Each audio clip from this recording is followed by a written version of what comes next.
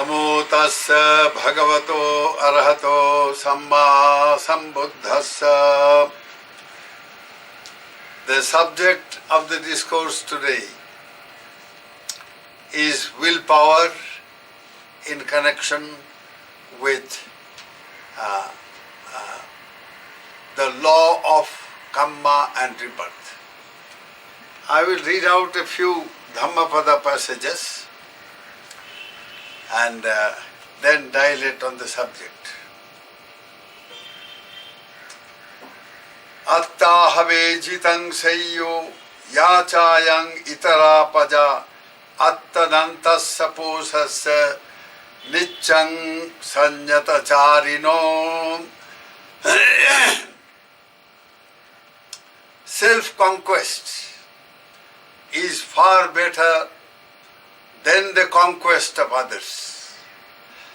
Not even a god, an angel, Mara or Brahma can turn into defeat the victory of such a person who is self-subdued and ever restrained in conduct.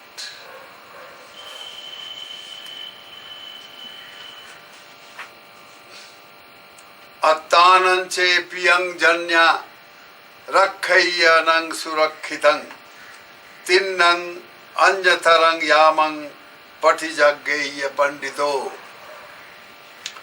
If one holds oneself dear,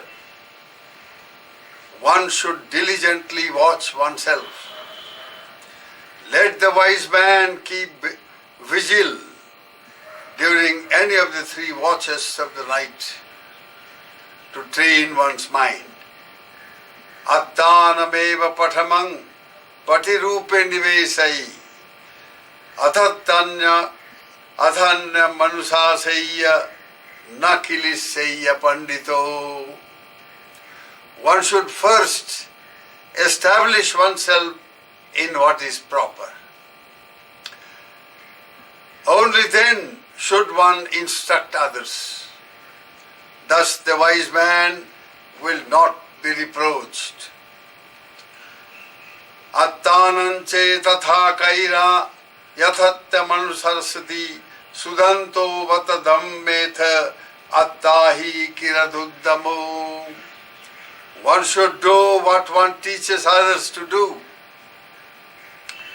If one would train others, one should be well controlled oneself.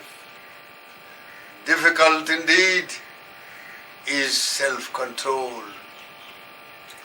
Attahi attano natho kohi natho parvosiya attanava sudantena nathang labhati dullabhang. One truly is the protector of oneself. Who else could the protector be? With oneself fully controlled, one gains a mastery that is hard to gain indeed. These are words of wisdom coming from this sacred lips of Bhagavan Buddha, the supremely enlightened master, teacher of both gods and human beings. Knowing oneself, the sum and substance of these verses is know thyself. If you want to control yourself, if you want to cultivate self-mastery, know yourself. That is the sum and substance of all these verses. Now, knowing oneself means knowing one's actions. Because ultimately what we call oneself is nothing but what one does, says and thinks. Ultimately it boils down to these threefold activities. That is action, bodily action, verbal action and mental action. Now let us see what does these three modes of actions amount to. Now body, we said bodily actions. That means various bodily movements. Walking, going, moving, working. These are various bodily movements. Now, these movements are not done by the body. Body by itself cannot move.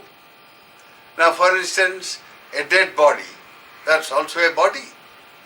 A dead body cannot move, cannot move itself in any manner for that matter. So, body cannot move itself, yet we say bodily action. Now let us see verbal action. Means words of mouth, voices. So now voice itself cannot perform a verbal action. The words themselves cannot perform verbal action. Similarly, mental action means thinking. Now thinking is done by mind, so it is said. But what is mind? Now mind is nothing but awareness. So if the body cannot move itself, what is it that moves the body? We'll say, well, it's the mind behind that is moving the body. Now speech, the words themselves cannot perform a verbal action. What is it that does that? Is the mind behind words that performs the verbal action. But mind itself also cannot act. Why? Because mind simply means awareness, consciousness. It doesn't mean action as such. It is just consciousness. Mind is able, let us say, you are seeing with your eye. Seeing is a mental action. It's consciousness.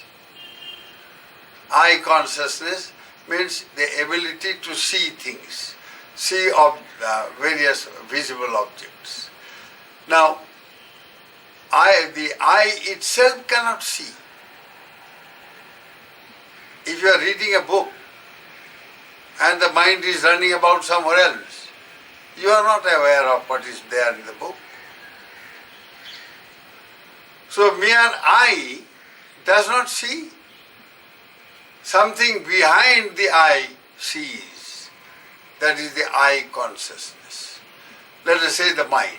So mind amounts to being conscious of objects, whether it's visible object or sound or smell or taste or bodily contact or mental objects.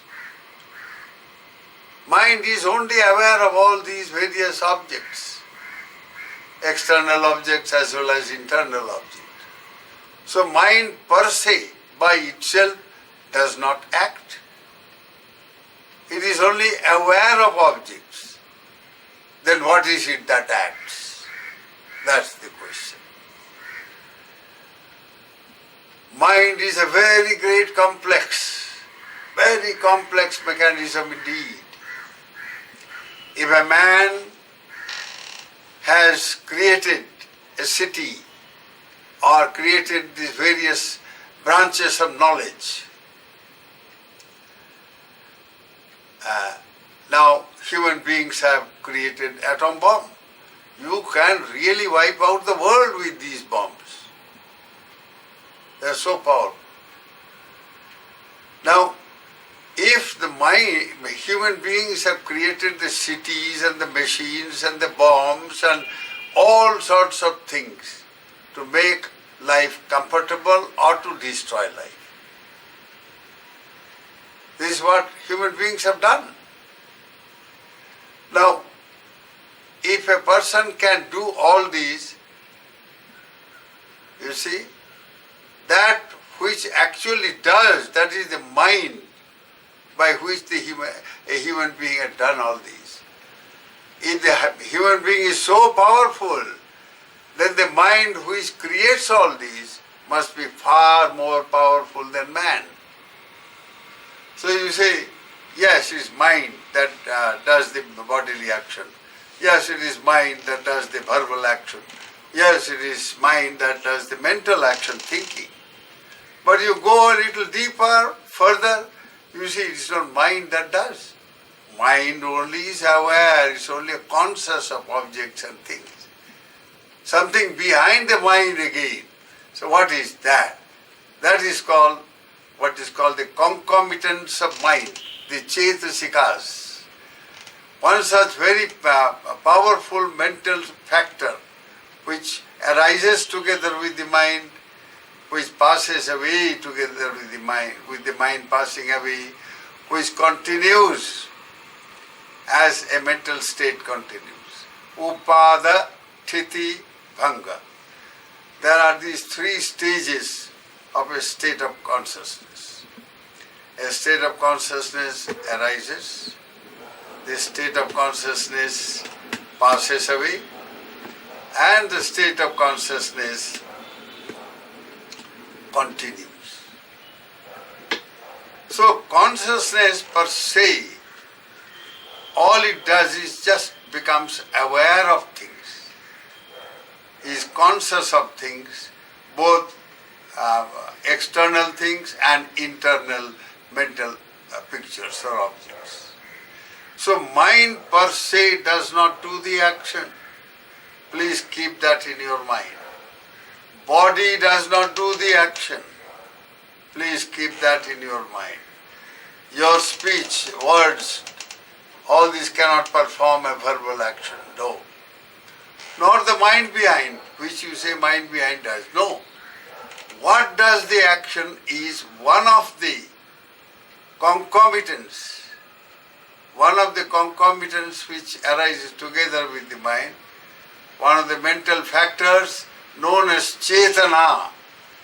Chetana simply means volition, that is will. It is will to do that brings about bodily action. It is will to speak that brings about the verbal action. It is will to think and mentally create or imagine or all kinds of activities, mental activities. It is this will that does that. And will simply means intention to do. So when you do a thing, what actually does is the intention, the will, the volition. Now, let us examine what will can do. A kind of historical, historical viewpoint of this.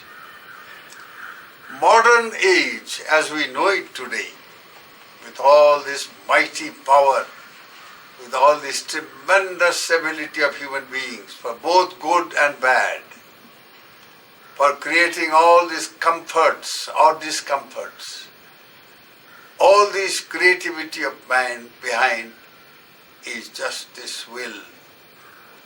It is said that the European powers who set about, creating the modern, so-called modern age. Now, the moment they discovered that there is a thing called willpower. If you will to do something, you can do it. If you will, for instance, to cross the ocean, you can cross the ocean. So the European nations of, let's say, after 12th century or 13th century, they set about conquering the ocean. So they willed to create some kind of a craft, a ship, or some such thing that will enable them to go to all over the world. A boat will not enable them to do that. A ship will enable them. So they created all kinds of ships, but even these ships were not enough. They were able, their maritime, maritime things which could go around the country, around the continent and so on. So once they started, when they learned a thing called gunpowder, which actually they stole from the Chinese, they discovered what is called modern weapon. What modern weapon industry starts with the discovery of gunpowder. So once they have found out this gunpowder to be the supreme weapon, they want to conquer the world. So the next thing, they said, okay, how do we do that? Boat cannot take us around. The ships also have limited capacity. Let us find out something by which we can run this boat in very high speed and under all circumstances. So the naval these machines, all kinds of machines began to be discovered and invented and made and all that. So you have the modern shipping age with machines, with all kind of naval engineering, technology. That enabled these nations to move about very fast and carry things from their end to any part of the world, and that ended up in political conquest of this world. Imagine 200 years ago. Now, the European nations with their maritime abilities and powers, somehow they managed to go and conquer America. Columbus did that, and so after conquering America, a whole new world opened up, all kind of possibilities. These people invented all kinds of technologies and all kinds of things, and our new modern world began to work. Europeans did, Americans did, then the Australians and all that, all white races. So, with their, they discovered first of all that what they need is willpower. Will to do a thing, will to gain a thing, will to master a thing. And what exactly is this will? That is karma. That is kamma. That is called action, volitional activity. So they succeeded in conquering the world. For instance, the British almost conquered the whole, all parts of the world were red color with British. So when we were young. Now then, it is this willpower again that made the Germans to create a First World War. A devastating war indeed. World war. That means all got involved into that mess of destruction. Then the Allied forces succeeded in destroying Germany and the German force, German technology, but not German ingenuity, no. Though they were defeated, again they came around and they sort of, the League of Nations got busy and they made them, they charged heavy reparations, and so they started harboring hate. Say, look here, all our wealth is going away, whatever we are creating, they are knocking off these British and the Americans and the French and all that sort of thing. So let us now create weapons of a kind that we can conquer the whole world. So Hitler appeared into the scene and he developed a German state that's so very powerful, very quickly occupied the whole of Europe and created the Second World War. It was a completely mechanized war, never experienced before, the human beings never knew. And thereafter we got this atom bomb as a great present, a gift of the Second World War. So this very tremendous destructive power itself brought some sense into human beings. They said, look, we are capable of destroying ourselves, our willpower to destroy ourselves. Now let us have some sense, let us become sensible. And that is how Roosevelt and Churchill and Stalin got together. They say, come on, make an end of all this violence and make an end of all this conquering, this political domination and occupation of other countries and cultures and all that sort of thing. Come on, let's have a United Nations. And so on, the modern age came in. So behind every development, if you think deeply, you see, is action. And action is just willpower.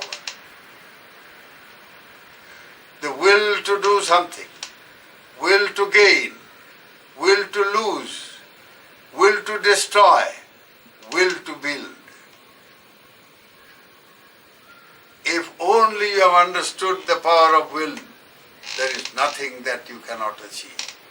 I will give you a small experience of mine. This was in America, when I first went there in 1980. Now, that country was filled with hippies at that time. They were all people fighting against the society and against the values, existing values and all that sort of thing. Now, so I got into a situation, teaching thing, where I had quite a few of these hippie types. And there I also met some old people, very successful men and women, who have immense wealth and they're still in their mid-50s, that they didn't know.